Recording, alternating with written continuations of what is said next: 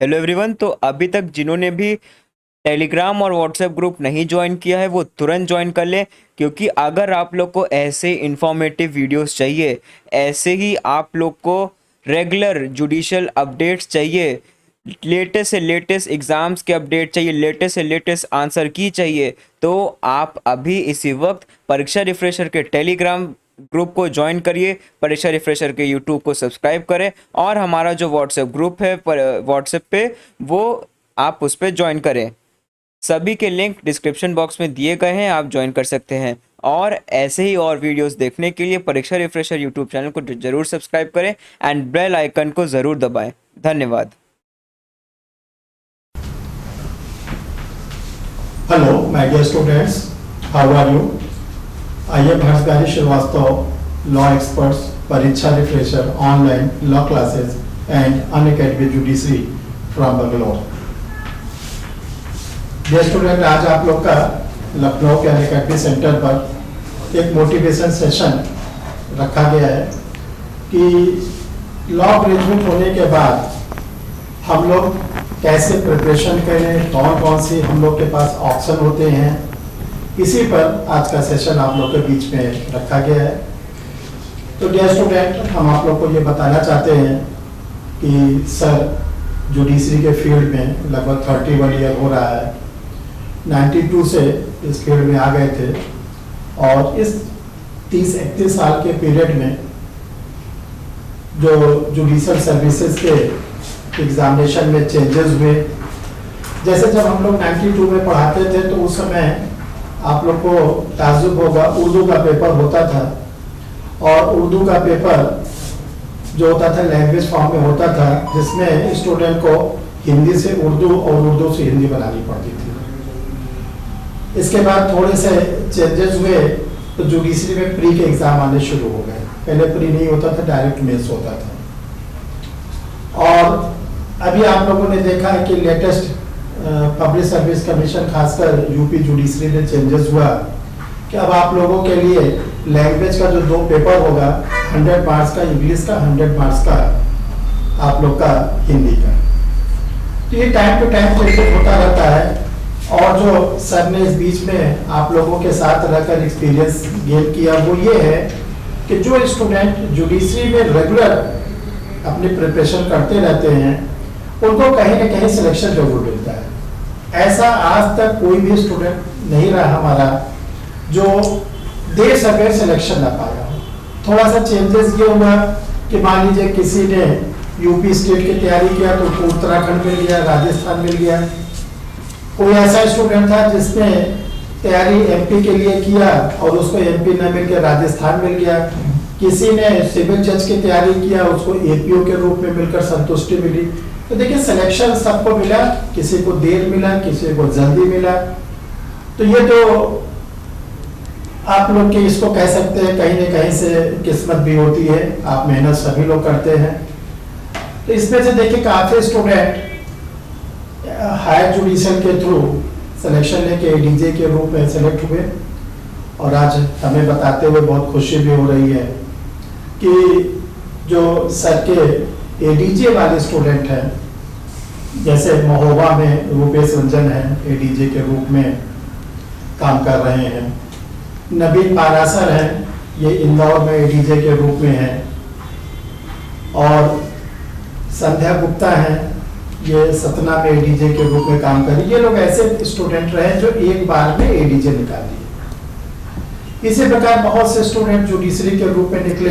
अभी आज से 8-10 साल पहले इलाहाबाद लखनऊ में सीजीएम थे अनिल पांडे, ये सर के बहुत पुराने स्टूडेंट रहे। एपीओ में बहुत से स्टूडेंटों ने सिलेक्शन लिया। तो अब देखिए आज हम आप लोग को उन बारीकियों को बताने के लिए आप लोग से फिजिकली, ऑनलाइन तो आप लोग से रोज बात होती थी, फिजिकली आमने सामने बैठकर आज आप लोग से क्या बारीकियों को सीखना है आप लोगों को, इसके लिए सेशन रखा गया है। तो पहले तो जो लॉ ग्रेजुएट स्टूडेंट हो जाते हैं उनको यह तय करना होता है कि हमको किस फील्ड में जाना है। तो देखिए लॉ ग्रेजुएट के पास 3 ऑप्शन होते हैं। पहला ऑप्शन तो ये होता है जो बहुत ट्रेडिशनल है कि आप लोग जो एडवोकेसी में जाते हैं। काफ़ी स्टूडेंट ऐसे हैं जिनके घर में उनके फादर मदर अंकल या कोई भी जुडिशियल एडवोकेसी में रहता है, तो उनको लगता है कि हमको भी एडवोकेसी करना है। तो देखिए एडवोकेसी में भी काफ़ी चेंजेस हो गए हैं। आप लॉ ग्रेजुएट होते हैं, इसके बाद आपको स्टेट बार में आपको रजिस्ट्रेशन कराना होता है, और स्टेट बार काउंसिल का रजिस्ट्रेशन के बाद आपको एक एग्ज़ाम निकालना पड़ता है जिसको आप लोग कहते हैं AIB, जिसका 17 नंबर का एडवर्टीजमेंट अब आने वाला है। 16 तक का एग्ज़ाम हो चुका है। जब आप उसको निकाल लोगे तब आप परमानेंट एडवोकेट बनोगे, और फिर इसके बाद अपना आप हाई कोर्ट डिस्ट्रिक्ट कोर्ट जहाँ पर प्रैक्टिस करना चाहते हैं प्रैक्टिस करिए। एक तो ये ऑप्शन आप लोग के पास है जो ट्रेडिशनल ऑप्शन है। दूसरा देखिए जो करंट ऑप्शन आया है, जो 5 ईयर स्टूडेंटों के लिए बहुत गोल्डन चांस के रूप में आया है, वह है कारपोरेट सेक्शन। जितने क्लैट के स्टूडेंट होते हैं, आप लोग को ताजुब होगा 80% 90% स्टूडेंट क्लैट का जो होता है वो जाता है कारपोरेट सेक्शन में, किसी कंपनी में, किसी फॉर्म में, किसी गवर्नमेंट क्या नाम है ऑर्गेनाइजेशन में लॉ ऑफिसर लीगल एडवाइजर के रूप में।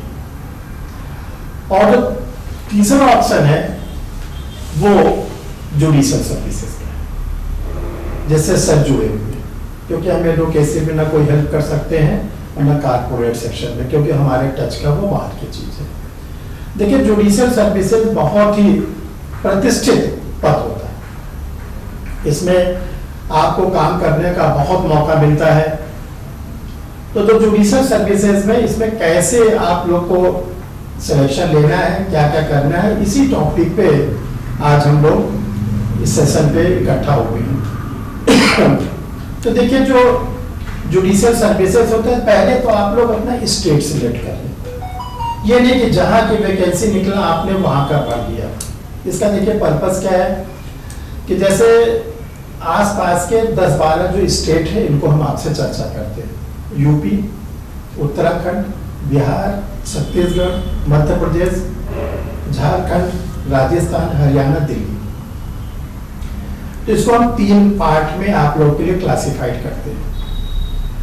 देखिए यूपी की जुडिशरी और यूपी का हायर जुडिशरी, उत्तराखंड के जुडिशरी, उत्तराखंड की हायर जुडिशरी, बिहार के जुडिशरी, बिहार की हायर जुडिशरी, और झारखंड के जुडिशरी और झारखंड का हायर जुडिशरी। ये 4 स्टेट का सिमिलर है। देखिए फिर से आप लोगों को बता देते हैं, यूपी के साथ उत्तराखंड, फिर बिहार, बिहार के साथ झारखंड। ये 4 स्टेट ऐसे हैं जहां पे आपका सिलेबस सिमिलर है। यहाँ पर क्या है कि आप लोग को फोकस करना पड़ेगा जनरल स्टडीज पे। बिहार में भी जनरल स्टडीज आती है, झारखंड में भी जनरल स्टडीज आती है, यूपी के जुडिशियल और हायर जुडिशियल में जनरल स्टडीज आती है, और उत्तराखंड में भी आती है। यहाँ के स्टूडेंटों को अगर सिलेक्शन लेना है तो आपको जुडिशियल जनरल स्टडीज पे, लॉ पे तो आपको फोकस करना ही है। लॉ में तो आपको कहीं से अपने को 19 पे नहीं रखना है, 20 पे तो रखना ही, बट उसके साथ जरूरत है आप लोग को जनरल स्टडीज की।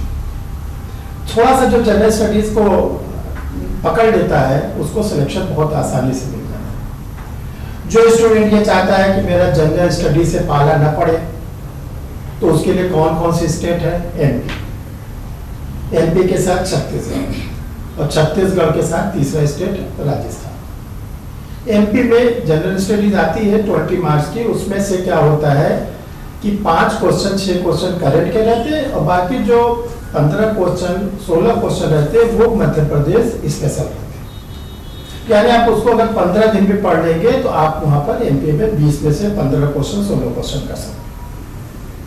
तो अगर जिसको जनरल स्टडीज से दिक्कत होती है या दूसरे शब्द भागना चाहता है कि तैयारी नहीं है, उनके लिए देखो सेकंड स्टेट आप सिलेक्ट कर लो। चाहे तो आप लोग जो चीज बता रहे हैं उसको लिख भी लो, और ये रिकॉर्डेड भी रहेगा तो आप लोग इसको रिकॉर्ड भी देंगे। तो पहला तो आप लोग का ग्रुप बनना चाहिए कि हमको अपना स्टेट सिलेक्ट करना है। ये नहीं कि जहां का निकला वहां का फॉर्म डाले। तो उसमें क्या है, 3 पार्ट में आप लोग स्टेट को सिलेक्ट करिए। पहला पार्ट यूपी,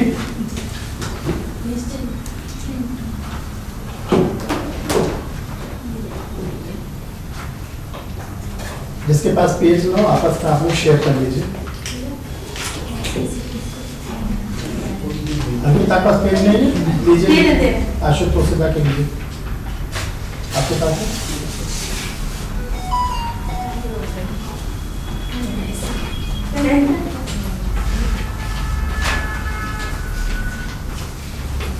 हाँ, ठीक है आप लोग।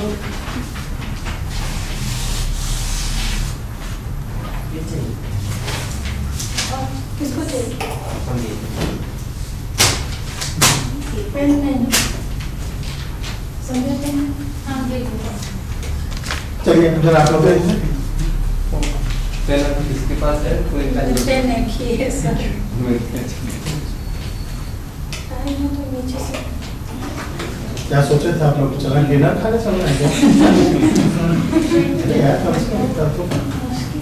चलिए, देखो स्टूडेंट को पेन, कॉपी, हाँ इसीलिए स्टूडेंट पॉकेट वाला पहनता है। पेन तो हर समय रह जाओ, कम से कम 2 पेन रहनी चाहिए, एक धोखा दे दे दूसरे से काम लो। चलो देखो, पहला क्लासिफिकेशन आप लोग लिखो, UP plus Uttarakhand plus Bihar plus Jharkhand. UP, Uttarakhand, Bihar, Jharkhand, इन चारों स्टेट के जुडिशरी के और हायर जुडिशियल के सिलेबस सिमिलर है, और ये 4 स्टेट के एपीओ के भी सिलेबस लगभग सिमिलर है।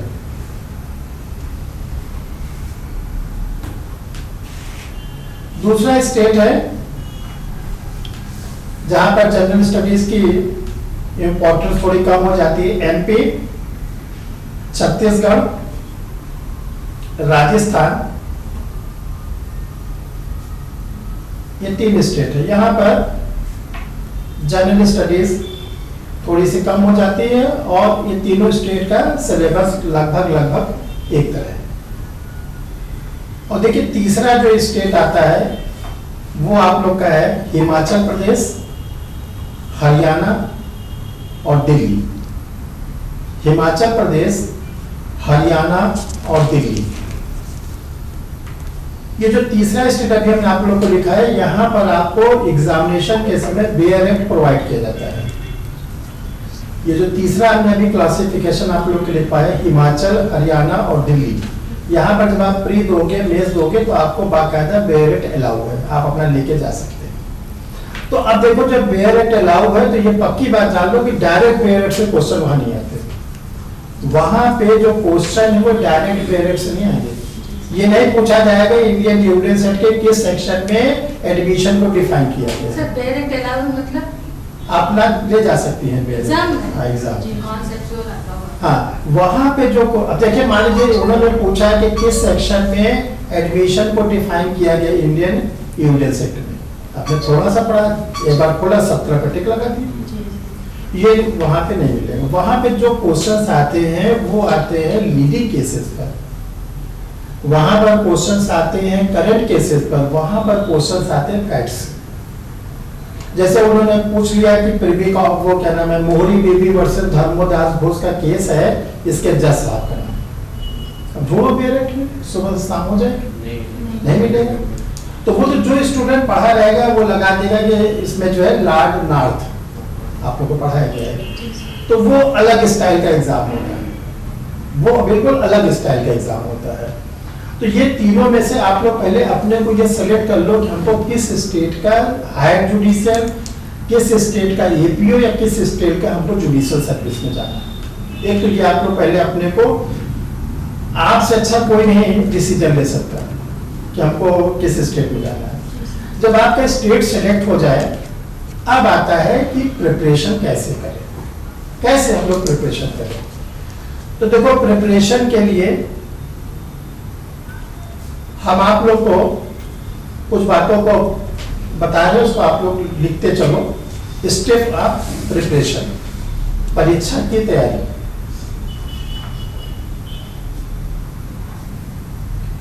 सबसे पहले आपके पास लेटेस्ट टेक्स्ट बुक होनी चाहिए। लॉ की जितने भी सिलेबस हैं, आपके पास लेटेस्ट टेक्स्ट बुक होनी चाहिए, क्योंकि हम लोग के लॉ में पुरानी किताबों का कोई भी वैल्यू नहीं है, क्योंकि सारे प्रोविजंस डे बाय डे बदलते रहते हैं।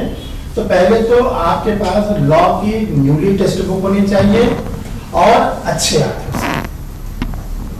आप लोग को अगर कहीं दिक्कत आती है कि कौन सी ऑथर्स की बुक लें, तो आप सर से पूछ सकते हैं, तो आप लोग को क्लास में बताते रहते हैं, और जब कभी जरूरत हो आप हमारे फोन नंबर से भी पूछ सकते हैं। सबसे पहले नंबर 2 पे बेयर एक्ट। बेयर एक्ट, अब देखिए जो बेयर एक्ट है वो आप लोग को लेना क्या है, डिगलॉट। आपका मीडियम चाहे हिंदी हो, लेकिन आपको पढ़ना है बेयर एक्ट, डिगलॉट। एक तरफ देखते हो ना इंग्लिश, एक तरफ हिंदी, वो आपके पास होना बहुत जरूरी है। और देखो जो बेयर एक्ट आप लोगे वो भी लेटेस्ट, कोई ये नहीं कि आपका 2018 का बेयर एक्ट पड़ा है आपने सोचा उससे काम चल जाएगा, नो, बिल्कुल नहीं। तो देखो टेस्ट बुक हो गई, बेयर एक्ट हो गया। और तीसरी जो मोस्ट इंपॉर्टेंट है, वो आप किसी भी टीचर के, सीनियर के गाइडेंस में रहिए। आप जो है गाइडेंस का मतलब कि रेगुलर क्लास करिए, ठीक है। जैसे आप जानते हैं कि सर का रेगुलर क्लास चलता है, तो आपको क्या करना है कि रेगुलर क्लास करें। जैसे अनअकैडमी के प्लेटफॉर्म पर डेली 3 घंटे और हाफ यानी 3.5 घंटे की क्लास हम लेते रहते हैं। शुरू में आप लोग के 2 घंटे की 8:30 से लेकर 10:30 तक रहती है प्लस क्लास, और फिर 1 बजे से 12 बजे से लेकर 1:30 बजे तक रहती है स्पेशल क्लास। स्पेशल तो कोई भी कर सकता है। तो आपको क्या करना है, तीसरा सबसे इम्पोर्टेंट होता है कि सर के गाइडेंस में रहना। तो इसकी यूटिलिटी क्या है, क्यों इस पर फोकस दिया जाता है। जैसे सपोज करिए कि आपको लखनऊ से दिल्ली जाना है, ठीक है, तो 2 तरीके हैं। एक तो आप खुद ही अपना खोजबीन कर लो कि लखनऊ से फ्लाइट क्या है, ट्रेन क्या है, बस क्या है, आप खुद ही पता लगा लो। दूसरा तरीका क्या है कि अगर कोई ऐसा व्यक्ति हो जो ऑलरेडी उस प्लेस पे जा चुका हो, दिल्ली जहां आपको जाना है, आपने उससे बात किया, तो आपको वो क्या करता है 2 मिनट के अंदर सब बता देगा। कैसा करो, बता देगा ऐसा करो, फ्लाइट टाइट में पैसा नहीं खराब करो, ये आप ट्रेन पकड़ लो, वहां पे चले जाना। दिल्ली में 2 तरफ प्लेटफॉर्म है, इस तरफ वाले प्लेटफॉर्म पे उतरना, वहां से गाड़ी ले लेना, वहां पहुंच जाना। वो आपको क्या क्या गाइड दे दे, तो आपके लिए इजी हो गया, इजी हो गया। देखो टीचर का रोल क्या होता है, टीचर को सिलेक्शन नहीं कराता। ये तो कभी भी भ्रम में मत रहना कि हमने सर को ज्वाइन कर लिया तो हम जुडिशियल ऑफिसर बन गए, ये बिल्कुल भ्रम है। हम इसको कतई भी नहीं मानते, क्योंकि टीचर केवल आपको गाइडेंस देता है। आपको लॉ के प्रोविजन बता दिया, इलस्ट्रेशन समझा दिया, केस लॉ समझा दिया, आपके जो क्वेरीज थी वो दूर कर दिया, बट करना आपको रहता है। इसीलिए टीचर की जरूरत होती है कि आप लोग को वो प्रॉपर गाइडेंस दे देते हैं। जैसे आप लोग लखनऊ में हम लोग मिल रहे हैं, तो लखनऊ में भूल-भुलैया है, ठीक है, तो वहां पे आप देखे हो जैसे आप जाते हैं वहां पे गाइड मिलने लगते हैं, मिलते हैं ना, कहते हैं कि चलो हम तुमको कर देंगे। ऐसा नहीं कि आप भी वहां से वापस आ सकते हैं। अगर आप भूल-भुलैया में जाते हैं अकेले बिना किसी गाइड के, ऐसा नहीं कि आप वहां पे 2-4 दिन फंसे रहेंगे, लेकिन हो सकता है कि आप 2 घंटे 3 घंटे वहां पे फंसा, अगर आप में से कोई गया होगा और गाइड के साथ है,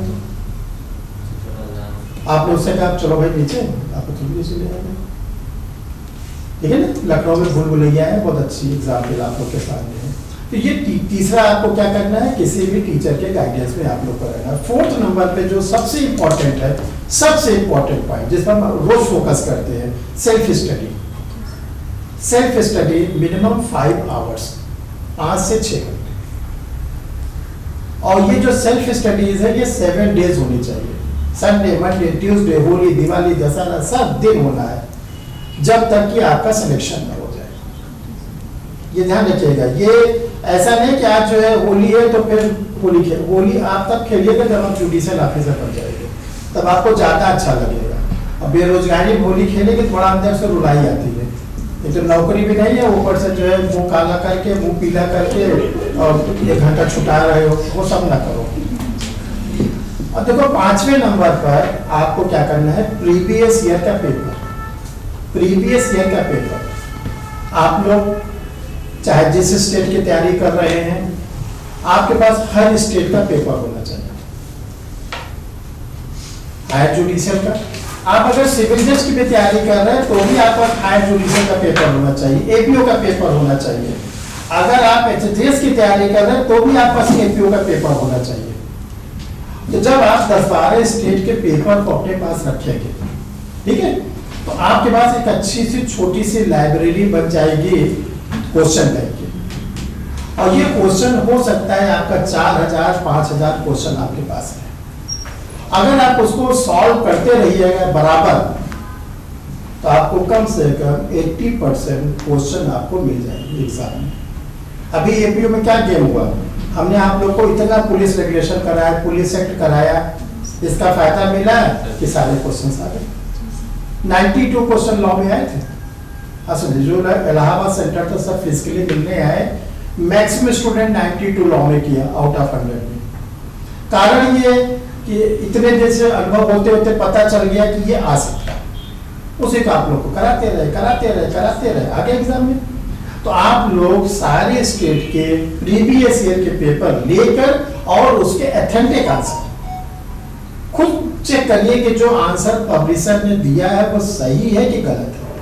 पता चला आप उनके आंसर पर पूरा विश्वास कर लिए और उनका आंसर गलत, आपने मेहनत भी किया और निगेटिव हो गया।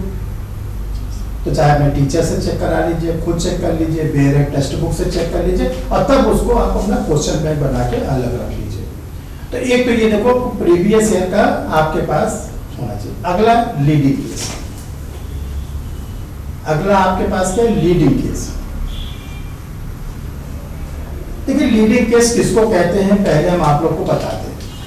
लीडिंग केस वो केस होता है जो किसी डिस्प्यूट को या किसी सेक्शन के कंट्राडिक्शन को क्लियर कर देता है।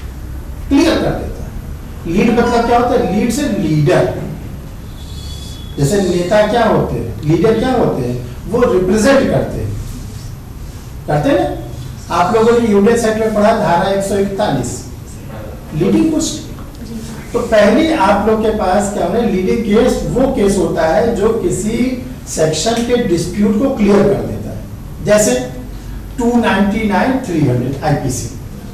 आप सोचिए आईपीसी 1860 में बनी, 1862 में लागू की गई और लेकर 1876 तक लागू होने के 14 साल तक लॉ के प्रोफेसर, जुडिशियल मजिस्ट्रेट, ठीक है, एडवोकेट सब कंफ्यूज थे। What is distinguish between culpable, homicide and murder, clear ही नहीं था। तब रेक्स वर्सेस गोविंदा के केस में बॉम्बे हाई कोर्ट ने दूर किया गया। और सोचिए आज 150 साल से ज्यादा हो रहा है रेक्स वर्सेस गोविंदा के, न सुप्रीम कोर्ट बदला न किसी ने बदला। इतना अच्छा लॉर्ड मेलविल ने जजमेंट दिया कि आज भी वो उसी तरह बना। इसको हम लोग कहते हैं लीडिंग केस। दूसरा जैसे लीडिंग केस का मोहरी बीवी वर्सेस धर्मोदास बोस। सोचिए 1872 में हम लोग की इंडियन कॉन्ट्रैक्ट एक्ट बनी और 1930 तक ये क्लियर नहीं था कि अगर कोई माइनर के साथ एग्रीमेंट कर लेते हैं तो उसकी वैल्यू क्या होगी। सेक्शन 10 कहता है कि इंडियन कॉन्ट्रैक्ट एक्ट की सेक्शन 10 कहता है कि जो एग्रीमेंट हो वो मेजर होने चाहिए, मतलब माइनर एग्रीमेंट ना करें। और 11 में कहा गया है कि जो माइनर होते हैं वो एग्रीमेंट नहीं कर सकते। क्वेश्चन ये उठता है कि अगर कर लिया तो क्या होगा। अगर मान लिया हमने माइनर से कर लिया तब क्या होगा। तब सोचिए मोहरी बीबी बनाम धर्मोदास के केस में कहा गया कि माइनर के साथ एग्रीमेंट एबिलिशो वाइड, लैटिन वर्ड, इंग्लिश में कहते हैं नल एंड वाइड, हिंदी में कहते हैं प्रारंभतः शून्य। वाइड मत बताइएगा, एबिलिशो void, void null and void, और हिंदी में कहते हैं प्रारंभतः शून्य। और आज तक ये केस बदला नहीं है, इसको कहते हैं लीडिंग केस। तो आप लोग के पास कम से कम 400 कोर्स के क्या नाम है केसेस लीडिंग है जुडिशरी में, लमसम 400। और 400 उसी तरह याद हो जैसे एक टीचर को याद रहता है, आपको भी याद हो। आपने आपसे किसी ने पूछा कि राजलक्ष्मी देवी वर्सेस भूतोनाथ मुखर्जी का केस बताइए। अब आप सोच रहे राजलक्ष्मी देवी भूतोनाथ क्या है, तुरंत आपका दिमाग जाए ये तो इंडियन कॉन्ट्रैक्ट एक्ट का है, सेक्शन 25 का अपवाद है जिसमें आप लोग को पढ़ाया गया नेचुरल लव अफेक्शंस। आपको तुरंत स्ट्राइक कर जाना चाहिए। और वहीं से अगर एग्जामिनर ने फिर बाउंसर आपको दिया कि ये बताइए पाकनारायण स्वामी का केस क्या है, तो तुरंत आ जाइए 32 फर्स्ट इंडियन एविडेंस एक्ट, उसको कहते हैं लीडिंग केस। तो ये आप लोग को अगला स्टेप क्या है, लीडिंग केस के बाद करंट केसेस। करंट केसेस अब यहां पे ये आता है कि करंट केसेस तो बहुत होते हैं, Delhi high court supreme court decision तक कौन से केस को पढ़े, एक ही भी मुसीबत आप लोग के सामने आती है। अभी आप हाई कोर्ट के लेटेस्ट जजमेंट खोलिए, इतने मिलेंगे कि आप उठ जाएंगे। सुप्रीम कोर्ट के रोज इतने जजमेंट हैं, इसमें आपको वो जजमेंट पढ़ना है जो हमारे सिलेबस जैसे आईपीसी है, सीआरपीसी है, एविडेंस है, उससे रिलेटेड हो। ऐसे तो आप दिन भर पढ़ोगे, लोग क्या करते हैं व्हाट्सएप ग्रुप पे भेजते हैं लोग करंट केस, अब पगला देते हैं, तो वो नहीं आपको ये देखना है कि हमारा जो सिलेबस है, अब मान लीजिए टैक्सेशन पर कोई वो आया करंट केस, आपके सिलेबस में है टैक्सेशन, तो क्या करोगे पढ़ के, क्या करोगे? बेमतलब का किसी ने भेज दिया 4 पेज का, तो आप पढ़ोगे अपने सिलेबस से related, Hindu law, Mohammedan law, जो भी आपका सिलेबस जुडिशरी का जहां का तैयारी कर रहे हैं, और जो केसेस बहुत हाईलाइटेड हो जाए उसके पूरे फैक्ट्स आपको मालूम होना चाहिए। जैसे आईपीसी में आप लोग को पढ़ाया गया Joseph side versus Union of India, पढ़ाया गया 497, तो 497 में ऑनरेबल सुप्रीम कोर्ट ने क्या कहा? ऑनरेबल सुप्रीम कोर्ट ने कहा कि अगर कोई मैरिड वुमेन्स है, अगर वो जो एडल्ट्री पहले ऑफेंस था ऑफेंस नहीं, तो इसमें जरा बहुत इंपॉर्टेंट क्वेश्चन क्या छिपा हुआ है, आपसे पूछा जाए कि ये बताइए कि ये लेडीज को तो कोई ऑफेंस नहीं है ना, और पहले था नहीं, तभी नहीं था, तो अंदर क्या पड़ा? पहले भी मैरिड वुमेन्स को न तो कोई एक्यूज बनाया जाता था, न तो कोई कन्विक्शन दिया जाता था, तो अंतर क्या पड़ा? इसमें चल रहा है इंटरव्यू बिहार में, आप लोग के बीच के स्टूडेंट दे रहे हैं वहां पे इंटरव्यू, पूछा जा रहा है कि एंट्री में क्या डिफरेंसेस आया, ऑनरेबल सुप्रीम कोर्ट के कहने से क्या चेंजेस आ गए? पहले पति की अपराधी छूट जा रहा है। अब केवल आपको ये बताना है कि जो पहले थर्ड पर्सन होता था, ये देखिए 3 लोग के बीच का है, हस्बैंड वाइफ थर्ड पर्सन, पहले क्या था, थर्ड पर्सन को मिलता था कन्विक्शन, ये जजमेंट आने के बाद थर्ड पर्सन को कन्विक्शन नहीं मिलेगा। मैरिड वुमेन तो पहले भी कन्विक्टेड नहीं होती थी, एफआईआर ही नहीं होती थी, कोई एक्यूज नहीं बनती थी, ये आपको इसकी बारीकी सीखना है। Navtej Singh Johar versus Union of India case आया, Navtej Singh Johar versus Union of India case आया, किससे जुड़ा हुआ है? क्या 377 सेक्शन खत्म हो गई? नहीं खत्म, तो 2 चीज खत्म हो, अगर कोई जेंट्स जेंट के साथ सेक्सुअल इंटरकोर्स करता है, कोई लेडीज लेडीज के साथ करती है, अब ये ऑफेंस नहीं, बट जो एनिमल के साथ है वो आज भी ऑफेंस है। तो आपको क्या करना है कि लीडिंग के करंट केस में से वो निकालना है कंक्लूजन जो आपके लिए जरूरत है, प्री के लिए, मेंस के लिए, इंटरव्यू के लिए, और ये आप करोगे। टीचर्स आपको बता देते हैं, आप बैठोगे, यही 5 से 6 घंटे सेल्फ स्टडी है, यही का नाम है 5 से 6 घंटे सेल्फ स्टडी, ठीक है।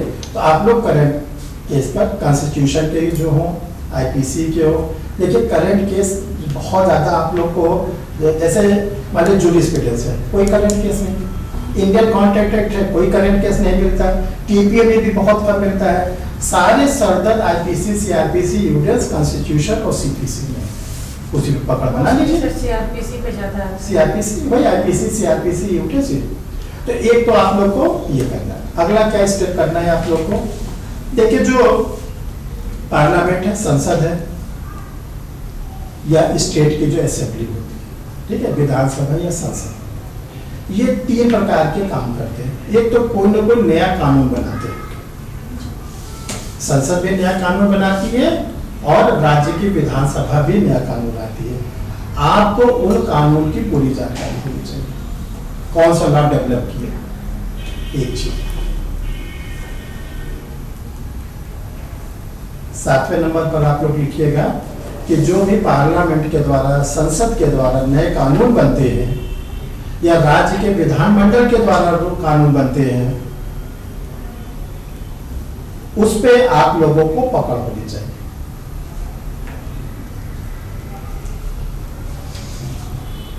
इसी में दूसरा, जो कानून ऑलरेडी बन चुके एस्टेब्लिश लॉ है, उसमें अगर कोई अमेंडमेंट होता है, कानून में अगर कोई संशोधन होता है,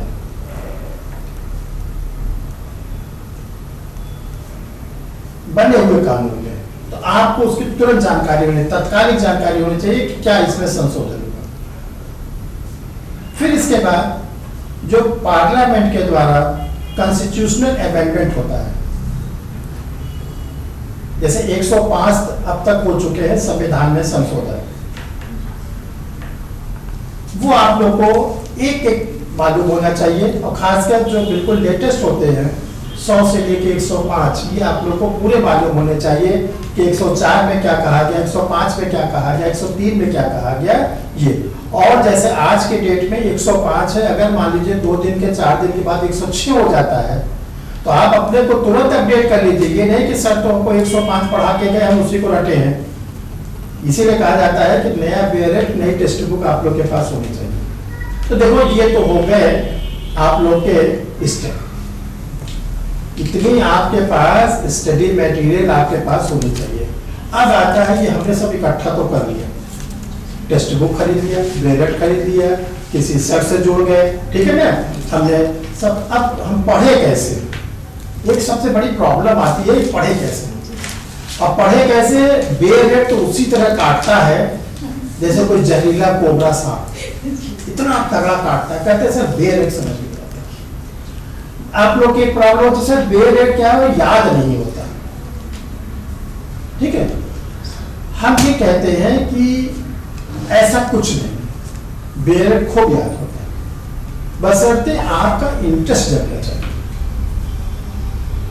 जैसे अभी जो आमिर खान की मूवी आई है लाल सिंह चड्ढा, क्या नाम है, देखा कि नहीं देखा? हैं? लाल सिंह चड्ढा देखा? अच्छा। अच्छा, चलो इसके पहले कौन सी मूवी देखा आप लोग? बता जी, कौन सी मूवी देखा आपने? सर इधर सर बहराइच में कोई वो था ही नहीं सर, वहाँ जो देखा। आशुतोष कौन सी मूवी देखा? 1 साल पहले, 2 साल पहले या 4 साल पहले? सर KGF 2 देखे। KGF 2, चलो अच्छा तो KGF 2 आपसे कोई पूछे तो आप उसकी स्टोरी बता सकते हैं? नहीं सर, हमें खुद समझ में नहीं आया, खाली एक्शन। सर इतना ज्यादा एक्शन था, हमें खुद समझ में भाग गया। अच्छा, अगर हम लोग के समय, जब हम लोग स्टूडेंट थे, तो जैसे उस समय की जो अच्छा क्यों, बाहुबली का पूछिए सर, बाहुबली याद है। अच्छा क्यों 3 इडियट्स याद है? इसका रीजन क्या है? इंटरेस्टिंग। सोले पुराने लोग से बात करें, सोले वैसा समझाएंगे पूछो मत। जैसे लगता है कि उन्हीं के मम्मी पापा ने बनाया है सोले मूवी, इतना इंटरेस्ट लेके समझाते हैं कि उसमें पसंद थी, ये थी, वो थी। तो देखो कारण क्या है कि जब हम लोग मूवी देखने जाते हैं तो पहले तो माइंड मेकअप करते हैं, आज हमको PVR में या कहीं पे जाके मूवी देखनी, ठीक है। आपने टिकट खरीदी, पैसे लगाए, फिर आपको ले जाके डार्क रूम में बैठा दिया गया और फिर स्क्रीन पर आपको कंसंट्रेट कर दिया। जब वो मूवी चलने लगती है तो आप स्क्रीन जो देखते हो ना, कंसंट्रेट हो, ठीक है। और वो क्या होता है, वो कंसंट्रेशन इतना तगड़ा होता है कि वो जाके मास्टर ग्लैंड में सेट हो जाता है। यहीं पर मास्टर ग्लैंड होता है जहाँ पे आप लोग चुटिया बनाती थी, क्लास में आप लोग बताते हैं, उसी को बोलते हैं सेरिबेलम। वही पे मास्टर ग्लैंड है, पिट्यूटरी है, वो उसमें सेट हो गई, अब कभी नहीं निकलेगी। और बेयरेट कब पढ़ते हो? पढ़िए, इंटरेस्ट तो है। सर वो नाटकीय ढंग से भी तो प्रस्तुत किया जाता है, इसलिए भी सर वो याद बेयरेट भी नाटकीय ढंग से आप प्रस्तुत तो करिए। बस हम ही पढ़ते, दुनिया नहीं पढ़ते। सर वो दिमाग में पिक्चर बनानी पड़ती पढ़ एक्चुअली दिक्कत ये है ना कि लॉ में भी नहीं पढ़े।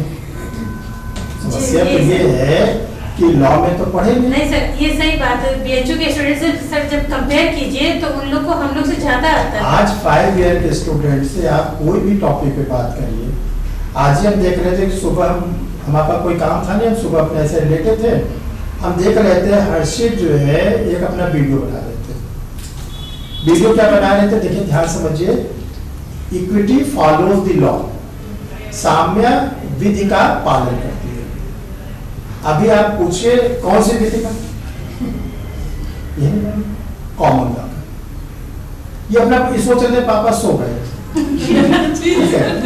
इनके देखो बैठे हैं, इसे हमने चर्चा नहीं किया, लेकिन हम देख रहे थे कि ये बता रहे थे, रिकॉर्ड कर रहे थे अपना वीडियो, कि जो आपको रेमेडीज इक्विटी के थ्रू नहीं मिलती वो कॉमन लॉ के द्वारा, ठीक है।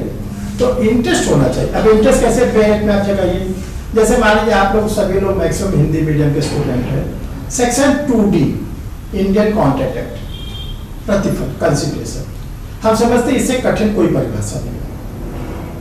सेक्शन 2D से, जबकि वचनदाता की इच्छा पर वचन ग्रहीता या अन्य कोई व्यक्ति कुछ कर रहा है, यही लगता है मुझे तो। नहीं तो अच्छा इसलिए आप क्या आपका ना कि आपको बताया गया है कि वचनदाता की इच्छा चलेगी। अच्छा, और दूसरा कौन एक्सेप्टेंस दे सकता है, स्वीकृति देने के लिए योग्य कौन है, या तो वचन ग्रहीता देगा प्रॉमिसी, या उसका एजेंट। तो ये तो परिभाषा कहती है ना, जबकि वचनदाता की इच्छा पर वचन ग्रहीता या अन्य कोई व्यक्ति, ठीक है ना, क्लियर है। तो बेयर रेट को देखो कैसे पढ़ोगे, तोड़ के पढ़ोगे, तोड़ के ब्रेक करके। जब आप ब्रेक करके पढ़ेंगे, देखिए बेयर रेट आपको याद हो जाएगा। जहां पे एक पार्ट में तोड़िए उसकी मीनिंग को समझिए, फिर दूसरा पार्ट को तोड़िए उसकी मीनिंग को समझिए, तीसरा पार्ट पढ़िए उसकी मीनिंग याद हो जाएगा। और आप अगर सोचो कि एक लाइन से याद करें, हो सकता है आपको याद भी हो जाए, लेकिन कितने घंटे ये याद रहेगा, कितने दिन ये याद रहेगा, इसकी कोई गारंटी नहीं, क्योंकि यहां तो बैठा नहीं है। जैसे आप लोग छोटे रहे होंगे, कितनी पोएम याद कर लिए, कहीं गेस्ट किया गया, बड़ा जरा सुना हो ट्विंकल ट्विंकल फटाफट। अब आपको ट्विंकल ट्विंकल पूरा नहीं याद होगा, उस समय याद तब भूल जाए। तो जैसे जैसे एज बढ़ती है, वैसे हम लोगों की जो रटने की कैपेसिटी हो कि वो कम हो जाती है, तो उसको आप जब ब्रेक कर करके पढ़ोगे तो वो भी जाके मास्टर ग्लैंड में बैठ जाएगा। तीसरी आप लोग की एक समस्या और आती है, सेक्शन नहीं याद होते, ठीक है। तो सेक्शन का तरीका क्या है कि आप लोग 2, 4 लोग, 5 लोग ग्रुप बना लो और पूछो उनसे, ये रॉबरी किस सेक्शन में, क्रिमिनल मिसएप्रोप्रिएशन किस सेक्शन में, क्वासी कॉन्ट्रैक्ट किस सेक्शन में। जो आप बता लोगे वो तो आपको याद ही रहेगा। और जान लो जो आपने गलत बताया, गलत के बाद जब आपने कॉपी खोला, बुक खोला, या किसी ने बताया कि नहीं भाई क्वासी कॉन्ट्रैक्ट 68 से 72 में काइंड, वो जीवन भर आपको याद रहेगा। जो सेक्शन, जो केस ला आप गलत बताओगे, बाद में आपको बताया जाएगा कि ये नहीं ये, वो आपको जीवन भर याद रहेगा। करके देखना, यही तरीका है याद करने का, ठीक है। तो अब देखिए आप लोग ऐसे स्टाइल में पढ़ाई करना शुरू करें। और दूसरी बात, जो 5 से 6 घंटा आपको बताया गया है, ये नहीं कि 8 बजे बैठे, अभी 9, अभी फिर पढ़ना, फिर देखिए 10, मन नहीं लग रहा उठ जाओ, कोई फायदा नहीं। आप जबरदस्ती बैठे हो, केवल 5 घंटे को पूरा करने के लिए कुछ मिलने वाला नहीं। ब्रेक कर करके पढ़ो, 2 घंटे सुबह पढ़ लो, 2-3 घंटे दोपहर पढ़ लो, 2-3 घंटे रात में पढ़ लो। और जब पढ़िए जितनी समस्या हो सबको निकाल कर। देखिए हम लोग ह्यूमन बीइंग है, ह्यूमन बीइंग के पास प्रॉब्लम आना नेचुरल है। हम भी इलाहाबाद से 50 प्रॉब्लम छोड़ के आए, सब 4 बार उतरे, सब छोड़ दिए। और जब फिर पहुंचेंगे प्रयागराज, फिर उसको सब इकट्ठा कर लेंगे, क्योंकि ह्यूमन बीइंग ये सोचिए कि प्रॉब्लम नहीं आएगी, ऐसा कुछ। तो जब पढ़िए सब कुछ दिमाग से निकाल दीजिए, ठीक है। जैसे लोग कहते हैं आज बड़ी गर्मी है, चलो ठीक है, अच्छी बात है, फिर रोगे बहुत ज्यादा पड़ रहा है, फिर पता नहीं कितना पानी भगवान बरसाएंगे। हम लोग ये देखते देखते बड़े हो गए, इतने सीनियर हो गए। इन सब से आपसे कोई मतलब नहीं, जाड़ा पड़ेगा, बारिश होगी, ये तो प्रकृति का नियम है, उत्तर भारत में होना ही होना है। नहीं अगर है तो ऐसे जगह चले जाओ, यूएस वगैरह में, वहां पे ज्यादा नहीं होता, एक ही मौसम होता है। ये रोना बिल्कुल नहीं, ठीक है। मन लगा के पढ़ो, जैसे कि कहा गया इंडियन यूनियन सेट के सेक्शन 134 धारा 134। इंडियन यूनियन सेट क्या कहता है? साक्षियों की संख्या। मुकदमा जीतने के लिए कितने साक्षी हो? कोई संख्या नहीं। अच्छा, जो साक्षी हो कैसा हो? गुणवत्ता वाला, क्वालिटी वाला। जैसे कितने फ्रेंड्स होने चाहिए? एक ही है लेकिन वो बेस्ट फ्रेंड है, आपके सुख दुख है। अब पता चला आपने 100 लोग का फेसबुक पे बनाया, ना एक भी नजर आएगा, ना फेस नजर आएगा, ना बुक नजर आएगी। जो व्हाट्सएप पे आप लोग ग्रुप बनाया ना 200 का, कोई का ये सब फर्जी। बस उसका गुड नाइट वो चोरी किया, गुड मॉर्निंग वो चोरी किया, और कुछ मिलना धीलना थोड़ी नहीं है। तो जैसे इंडियन इन्वेस्टमेंट कहा गया, आपके पास एक ही गवाह हो, वो गवाह क्या हो? विश्वसनीय हो, घटना को देखा हो, घटना को सुना, मुकदमा जीत जाएंगे। अब मान लीजिए आपके पास 5 गवाह हैं, एक भी नहीं टिक पाया क्रॉस एग्जामिनेशन में, मुकदमा हार गया। तो पढ़ाई भी आपको पढ़ना है तो गुणवत्ता वाली पढ़ाई पढ़ना। गुणवत्ता का मतलब है एक दिन में हो सकता है 2 ही सेक्शन आपकी कंप्लीट हो, 5 ही सेक्शन में, लेकिन वो जो 2 और 5 सेक्शन आपने पढ़ी वो जीवन भर के लिए आपको क्लियर हो जाए। इसलिए 1 साल का समय आपको उससे बोला जाता है। एक तो इसको आपको क्या रहता है। अब देखिए, प्री मेंस इंटरव्यू 3 स्टेप होते हैं। कभी कभी ये गलती मत करिएगा कि तीनों को एक तरह पढ़िएगा, तीनों की पढ़ाई बिल्कुल अलग अलग होती है। ये आप सोचिए कि प्री वाला मैटर हमको आगे का, बस फायदा ये होता है प्री एक बार तैयार करने से मेंस का कॉन्सेप्ट क्लियर होता है। लेकिन प्री में आपको क्या करना है? फैक्ट्स को पकड़ना है, तथ्य को, केस लॉ को पकड़ना है, ठीक है। अब आइए मेंस। मेंस में क्या होता है, खासकर जैसे राजस्थान का मेंस है, आपका क्या नाम है, ये मध्य प्रदेश का मेंस है, छत्तीसगढ़, यहाँ पे आपको वर्ड लिमिट दिया है। जैसे आपसे कहा 20 शब्द में रेस जुडिकाटा को बताइए, प्राण न्याय का सिद्धांत। अब 20 शब्द बताना, उसी को बढ़ा के उसने कहा 50 शब्द बनाइए। उसी को उसने कह दिया कि रेस जुडिकाटा पर 200 शब्द लिखिए। तो आप सोचिए, आपके पास इतनी IQ स्ट्रांग होनी चाहिए, उसी बात को आप 20 शब्द में बता सकते, उसी बात को आप 50 में बता सकते, उसी को आप 200 बता सकते। ये कला आपके अंदर होनी चाहिए। तो इसी का मेंस का नाम होता है how to write correct answer. कैसे हम सही उत्तर दें। इसका तरीका क्या है सही उत्तर देने का? सबसे पहले जब आप लोग जिस भी स्टेट की तैयारी कर रहे हो, जब आप लोग को मेंस का पेपर मिले, जैसे मान लीजिए APO के स्टूडेंटों का मेंस होगा, ऐसा तो नहीं प्री के बाद कोई नौकरी मिल जाएगी। तो जब मेंस का पेपर आप कुछ भी दीजिए, APO दीजिए, HSDS दीजिए, कुछ भी दीजिए, सबसे पहले पेपर पे 5 से 10 मिनट समय दीजिए। हड़बड़ी नहीं, पेपर में लिखना शुरू, 5 मिनट से 10 मिनट पेपर पे टाइम दीजिए। और टाइम देके आप ये देखिए एग्जामिनर हमसे पूछ क्या रहा है। जो एग्जामिनर आपसे पूछ रहा है बस उसी बात को आंसर दोगे। आपको नॉलेज नहीं उड़ेलना है कि मुझे बहुत आता है, वो सब काम टीचर्स का है, आपका काम नहीं है। आप कैंडिडेट हो तो आपको क्या करना है कि एग्जामिनर के क्वेश्चन को पढ़ना है। जैसे फॉर एग्जाम्पल मान लीजिए आप मेंस का एग्जाम दे रहे हैं, एग्जामिनर ने क्वेश्चन बनाया distinguish between common object and common intention, सामान्य आशय तथा सामान्य उद्देश्य में अंतर लिखिए। तो क्या लिखिएगा आप बताइए? पढ़ा है? अंकित आपने पढ़ा? पढ़े याद नहीं है। आशुतोष सर पहले तो रीडिंग केस देते हैं सर, अगर याद है तो सिर्फ नहीं तो सामान्य आशय से सामान्य उद्देश्य में निम्नलिखित अंतर किए जाते हैं। Number 1 number 2। देखिए इसका बेस्ट आंसर क्या है, आपको न तो धारा 34 की परिभाषा बतानी है, न आपको धारा 149 की परिभाषा बतानी है, कुछ नहीं बताना है। आपको लिखना है, बिल्कुल हिट करिए डायरेक्ट, ये अपने को रोकिए। आपको बहुत धारा 34 याद है, उसके 5 आवश्यक तत्व याद है, रोकिए और आप बताइए कि आईपीसी की सेक्शन 34 और 149 में निम्नलिखित अंतर। नंबर 1, धारा 34 में कम से कम 2 व्यक्ति होने चाहिए, धारा 149 में कम से कम 5 व्यक्ति होने, और ऐसे आप 6-7 अंतर बता लीजिए। आपको विश्वास होगा पूरा नंबर पाएगा, पूरा नंबर पाएगा। जो एग्जामिनर लोग हैं वो कहीं ना कहीं से हम लोग से जुड़े रहते हैं, क्योंकि वो इलाहाबाद तो हबी है पूरा स्टडी का। तो उनका ये कहना है हम कहाँ से नंबर दें। स्टूडेंट ने बताया धारा 34 की परिभाषा, 5 आवश्यक, तो 12 के बाद पूरा लिख डाला, पोस्ट नाफिज ये और जब अंतर का नंबर है 2 अंतर बता दिए।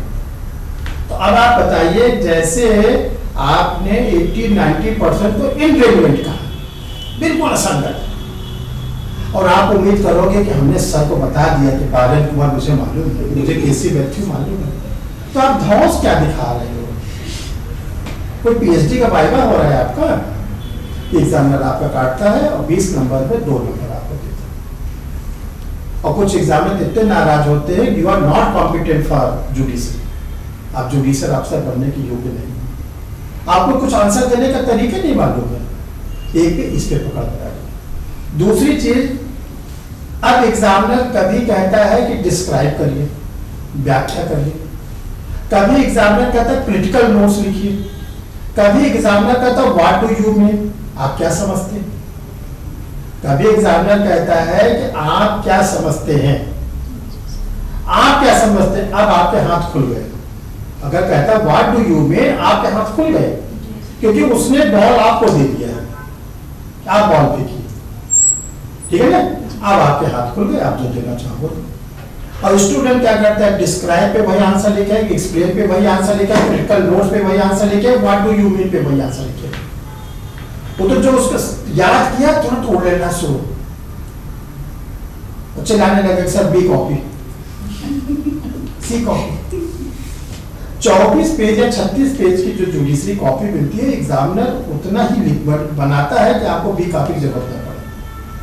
ये तो कमीशन आपको दे देता है, आप मांगते हो मिल जाती है, बट जरूरत नहीं है। तो जब कहा जाए आपसे what do you mean by, आप अपने व्यूज को बता सकते हो, और जब ना कहा जाए तो अपने व्यूज को नहीं, जैसे मान लीजिए कह दिया उसने सामान्य आशय की निर्णित वादों की सहायता से व्याख्या कीजिए, explain the section 34 of the IPC with illustrate case. अब आप धारा 34 की परिभाषा बताइए, धारा 34 के 5 आवश्यकता तो बताइए, बारिंद्र कुमार घोष के केस को बताइए। अब आपके आगे ना हाथ में, तो ये आप लोग सीखो कि 5 मिनट कम से कम आप दोगे पेपर, हड़बड़ी नहीं, सिलेक्ट करो कि कौन कौन से 5 क्वेश्चन को करने हैं, फिर अपने माइंड को सेट करो कि हमको क्या क्या लिखना है, और तब आप लिखोगे। एक चीज, और दूसरा टाइम मैनेजमेंट।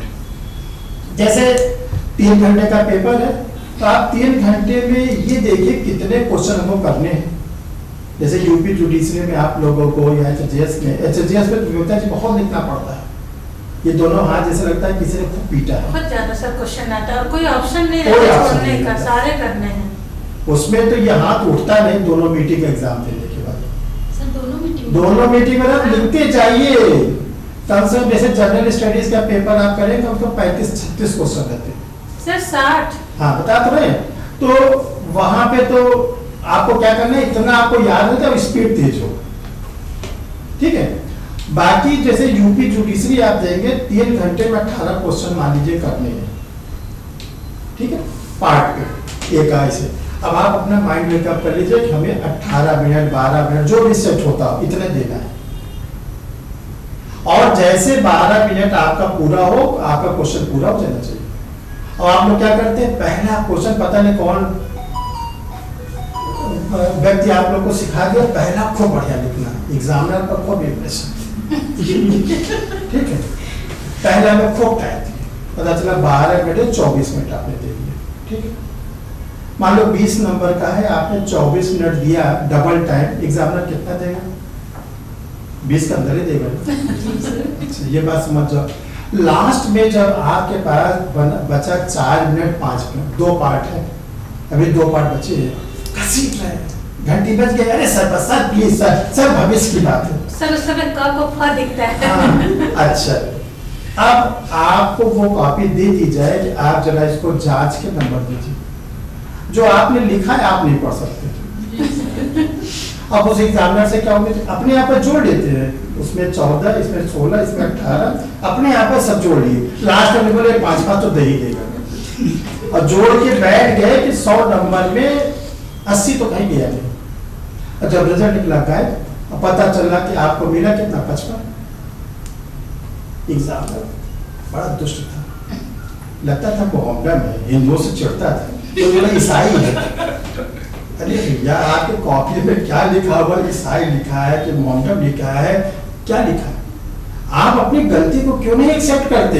हम गलत हैं, और जो अपनी गलती को एक्सेप्ट कर ले वो बहुत ही महान व्यक्ति आगे जाके बनता है। सर हम तो नहीं माने, हम तो हमेशा एक्सेप्ट करते हैं। नहीं करना पड़ेगा, ये स्टूडेंट को तो जरूर करना पड़ता है। तो आप लोग क्या करो, जिस राइटिंग में आपने पहले क्वेश्चन का आंसर दिया वही राइटिंग में आप अंतिम क्वेश्चन आंसर दीजिए, तो आपको नंबर अच्छे मिलेंगे। अब देखिए तीसरा स्टेप और अंतिम स्टेप है वो है इंटरव्यू। देखिए ये बहुत ही जिसको कहते हैं सेंसिटिव होता है स्टेप, क्योंकि हमारे कैरियर बिल्कुल दो है, या तो हम जज या तो हम जीरो। भाई प्री नहीं निकला दुख हुआ, लेकिन थोड़ी देर बाद नॉर्मल हो। प्री क्वालिफाई किए, मेंस में नहीं हुआ, दुख तो वहां पर भी बहुत होगा, तो भी हम थोड़ा दिन में। लेकिन इंटरव्यू से जिस बच्चे का नहीं होता, हमने तो दर्द देखा है, बेचारा डिप्रेशन में चला जाता, क्योंकि एक ड्रीम उसने सजा लिया है कि मैं जुडिशियल अफसर बनने जा रहा हूं। नहीं, और एक पे 3 लोग को बुलाया जाता है, चाहे HJS का इंटरव्यू, चाहे APO का, चाहे जो एक पोस्ट के 3 लोग। ये तो पक्की बात है कि 2 का तो होना ही नहीं है, ये तो यूनिवर्सल ट्रूथ है ना। आप क्या करो कि आप 1 में आ जाओ, आप क्या करिए कि आप 1 में आ जाओ। जैसे इसमें बहुत से पेट क्वेश्चन पूछा जा रहा है, बहुत दिनों से पूछा जा रहा है, आप लॉ ग्रेजुएट के बाद एडवोकेट क्यों नहीं बने, जज क्यों बनना चाहते? अब एक स्टूडेंट ने बोला सर एडवोकेसी बड़ी अनसर्टेनिटी है, शाम कुछ मिलेगा कि नहीं मिलेगा, चलिए बोल दिया। ऐसे कभी भी आप आंसर नहीं देते कि एडवोकेसी अनसर्टेनिटी है।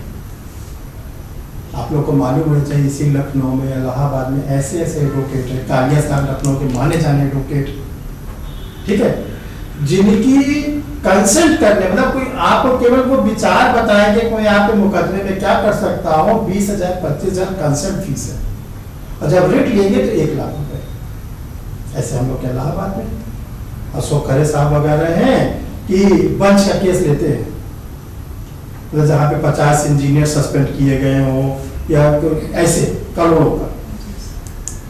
तो आप ये गलती से मत बोलिएगा कि एडवोकेसी अनसर्टेनिटी और जुडिशरी में सर्टेनिटी है, ऐसा नहीं। देखो क्या है आपका एप्रोप्रिएट आंसर, क्या है आपका ये आंसर होना चाहिए कि सर जो एडवोकेट होते हैं वो केवल एक व्यक्ति के पक्ष को रखते हैं। भाई जिसके आप एडवोकेट हो गए, क्या नाम है, प्लेंटिफ के डिफेंडेंट के, उसी के तो प्रेयर आप करोगे। अब पता नहीं आप सही प्रेयर कर रहे हो कि गलत प्रेयर कर रहे हो। जज क्या होता है, हियरिंग द बोथ पार्टीज। जज ऐसा व्यक्ति जो दोनों को सुनकर न्याय करता है, इसलिए हम जुडिशरी में जाना चाहते हैं। इसको लिख लो आप लोग, जो आंसर बता रहे हैं कि एक एडवोकेट केवल एक पक्ष को रखता है जिसका वो एडवोकेट होता है।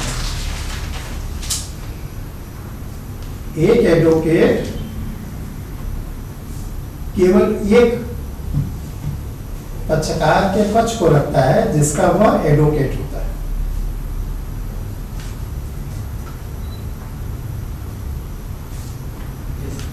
वह सही भी पक्ष रख सकता है और गलत भी रख सकता है।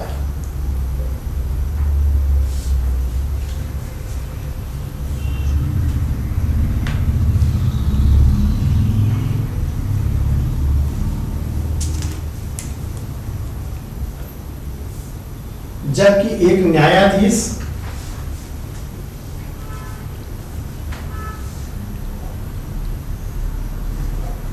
दोनों पक्षकारों के पक्ष को सुनता है,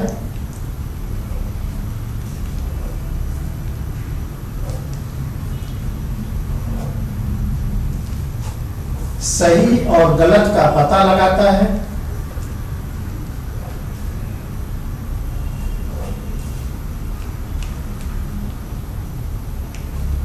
तब वह अपना निर्णय सुनाता है।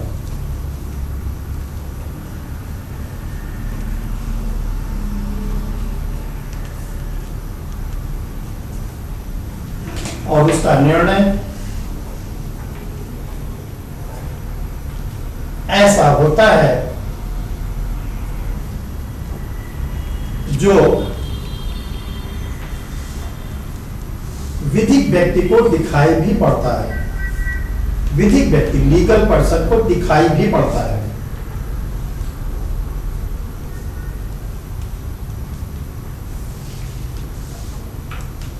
ठीक है, अभी आप लोग का रिकॉर्ड रहेगा अपना, जब कभी आपको पूछा जाए तो आप बताइए हम क्यों जुडिशरी की तैयारी कर रहे हैं, उल्टे सीधे आंसर मत बताइएगा। ठीक है, और देखो इसके बाद क्या होता है, जुडिशियल सर्विसेज के इंटरव्यू में जो पिछले बार से देखा जा रहा है बराबर क्या प्रॉब्लम आती है, एक स्टूडेंट के सामने ये प्रॉब्लम आती है कि जब एग्जामिनर आपसे इंटरव्यू बोर्ड में जाते हैं तो जो चेयरमैन होता है वो हाई कोर्ट के जज होते हैं और जिसके कमरे में होता है मेंबर के वो रहते हैं और साइकोलॉजिस्ट वगैरह यूनिवर्सिटी के प्रोफेसर वो रहते हैं। 5 लोगों की टीम बनती है। इसमें बिहार में 2 जज बैठे हुए हाई कोर्ट के अलग अलग बोर्ड में और 5 लोग की टीम बनी हुई है। एक क्वेश्चन आप लोग से वो पूछते हैं कि आपका लॉ में किस पेपर पर पकड़ है। जी सर, उनका पेट क्वेश्चन है सर। अब ये स्टूडेंट कहता है सर क्रिमिनल लॉ, गलत आंसर। तो क्रिमिनल है तो आपको जज क्यों बना दिया था? सिविल मैटर कौन निपटाएगा, केस का कि मुंशी जी निपटाएंगे? क्यों आपको जज बना दिया था? आपका आंसर ये होना चाहिए, समझ लो आप लोग बहुत बारी, सर जो मेरा सिलेबस है मैं उसको तैयार करके आया। तो क्या आप बता सकते हैं सिलेबस की बात? तो आपका आंसर होगा सर कोशिश करिएगा। आपको वहां पे विद्वान नहीं बनाना है, विनम्र होके आपको बोलना है कि सर जो मेरे जुडिशरी का सिलेबस है उसको मैंने तैयार किया। आप अपने को आईपीसी, सीआरपीसी या सीपीसी में बांधिएगा मत। बहुत से कहते हैं सर हमको कॉन्स्टिट्यूशन पकड़, कॉन्स्टिट्यूशन पे पकड़ तो किसी को नहीं हो सकती या किसी पेपर पे किसी को पकड़। तो आपका जो आंसर होगा कि जो मेरा सर सिलेबस मैं उसको तैयार करके आया हूँ और आप पूछेंगे तो मैं बताने की कोशिश करूंगा, ये नहीं सर पूछिए हम बताएंगे, चुनौती मत दीजिएगा। तो आपका बड़ा विनम्र आंसर ये होना चाहिए। ये एक चीज ये ध्यान रखिएगा। देखो तीसरी चीज जो इंटरव्यू के लिए सबसे महत्वपूर्ण है, कभी कभी आप लोग के साथ ये प्रॉब्लम आती है, आप लोग क्वेश्चन नहीं समझ पाते ये पूछ क्या रहे। मान लिया आपका हिंदी मीडियम है, सामने वाले जज सामने इंग्लिश में पूछ लिए, नहीं समझ में आया। जब आपको समझ में तो आंसर क्या दोगे? आंसर क्या दोगे? तो आप क्या करोगे, बड़ी इजी वे में बता देना कि सर मेरा मीडियम हिंदी है और मैं आपके प्रश्न को समझ नहीं पाया, तो वो तुरंत हिंदी में ट्रांसलेट कर। नहीं सर, कहते हैं कि आप जज बनने जा रहे हो, नहीं, ऐसा नहीं। इंग्लिश क्यों नहीं आ रही है फिर? नहीं ये कोई सारे डिसीजन इंग्लिश में रहेंगे तो वहाँ आप कैसे? लोअर जुडिशरी में कहाँ इंग्लिश में डिसीजन लेते हैं, एपीओ में कहाँ इंग्लिश में, सारे एडीजे तो अपना जजमेंट हिंदी में देते हैं। सर झारखंड में हमसे ये पूछे थे, हाँ, बोले थे कोशिश तो ये रहे कि मैंने जुडिशियल अफसर को इंग्लिश आना चाहिए तो मस्ट है। लेकिन जब मान के आपको नहीं समझ में आया तो आप बता दीजिएगा सर मेरा मीडियम हिंदी है, मैं आपके प्रश्न को नहीं समझ पाया, तो वो आपको हो सकता है इजी करना। और जब समझ जाइए तभी आंसर दीजिएगा। नहीं समझ में आता ही नहीं कि आपको कुछ भी पता अंदाजा लगा के नहीं दे अंदाजा। सकते। और इसके बाद जो सबसे बड़ी प्रॉब्लम आती है, कभी कभी आपको प्रश्न तो उनके सब बात समझ, आपको आंसर नहीं मालूम। जैसे केशवानंद भारती के केस में कितने न्यायाधीश थे, अब आपको नहीं मालूम, तो आप ये कहिएगा अरे सर 14-15 तो रहे होंगे, अरे कोई गाय बछड़े थे क्या? नहीं मालूम है, साफ कर दो कि सर नहीं मालूम। ठीक है, तो आप बड़े विनम्र होकर मना कर दीजिएगा कि सर मुझे नहीं मालूम।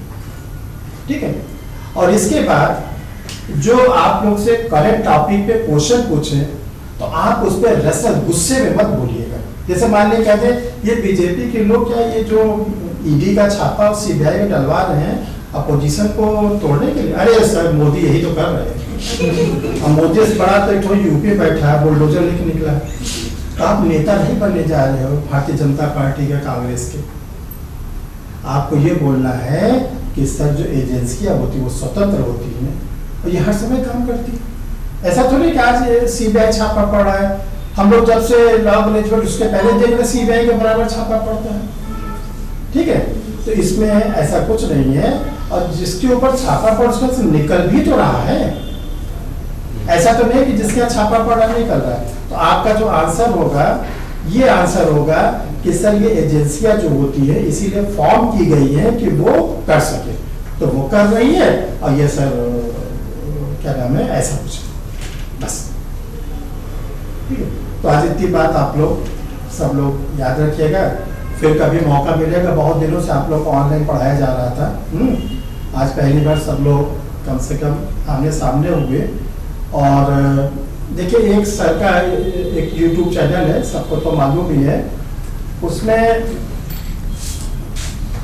कल आप लोग के बीच में उसमें एक बहुत ही इंपॉर्टेंट पर्सन आ रहे हैं, ठीक है। जिन लोगों ने नहीं सब्सक्राइब किया सब्सक्राइब कर लीजिएगा, ये आज वाली क्लास भी इस पे जाएगी, जो आज हम लोग आपस में बात कर रहे हैं ये भी जाएगी। और कल आप लोग को शाम को 7 बजे KP रघुवंशी साहब हैं, डायरेक्टर जनरल पुलिस महाराष्ट्र, कल आप लोग के बीच में रहेंगे 7 बजे, ठीक है। तो आप पहले तो वो जो उनको बताना होगा वो बताएंगे डायरेक्टर जनरल साहब को, फिर आप लोग की क्वेरीज का नंबर आएगा, आप लोग कुछ भी जानना चाहेंगे। कैमरा का भी दूसरा एक सेशन है हो गया खत्म हमारा काम, हाँ। ठीक है, तो मैं इसको तो जिन लोगों ने अभी तक चैनल को नहीं सब्सक्राइब किया है वो चैनल को सब्सक्राइब कर ले, आगे फ्यूचर में जो जो वीडियोस आप लोग को मिलेंगे सब आप लोग को मिलते रहेंगे, ठीक है। फिर कोशिश होगी कभी अगर लखनऊ का सेशन होगा